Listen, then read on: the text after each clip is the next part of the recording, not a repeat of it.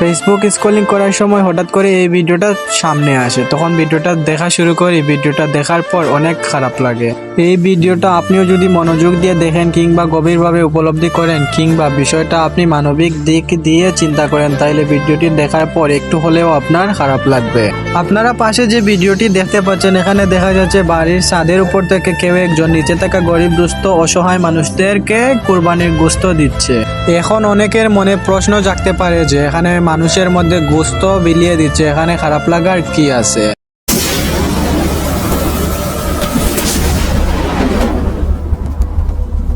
দেখেন ভাই, সে যে পদ্ধতিতে মানুষের মধ্যে গোশত বিলিয়ে দিচ্ছে, আপনি যদি এই বিষয়টাকে সামাজিকভাবে চিন্তা করেন তাহলে আপনি এই বিষয়টা কোনোভাবেই মেনে নিতে পারবেন না। আবার সেই বিষয়টাকে যদি আপনি ইসলামিকভাবে চিন্তা করেন বা ইসলামিকভাবে বিচার করেন, তাহলে এই জিনিসটাকে বা তার এই গোশত বিলিয়ে দেওয়ার পদ্ধতিটাকে ইসলাম কোনোভাবেই সমর্থন করবে না।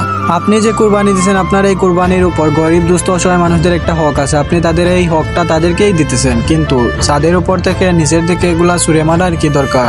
আপনি চাইলে নিচে এসেও সুন্দরভাবে তাদেরকে গোশতগুলা বিলিয়ে দিতে পারতেন, কিন্তু আপনি তা না করে কি করতেছেন? আপনার গোশত ছুঁড়ার দৃশ্য দেখে মনে হচ্ছে আপনি কোনো পশু পাখিকে খাবার দিচ্ছেন। তাদের কাছে যেতে পারবেন না, কাছে গেলে তারা ভয় পেয়ে পালিয়ে যাবে, কিন্তু তারা তো পশু পাখি না, তারা তো মানুষ। চাইলেই তো আপনি তাদের কাছে যাইতে পারতেন।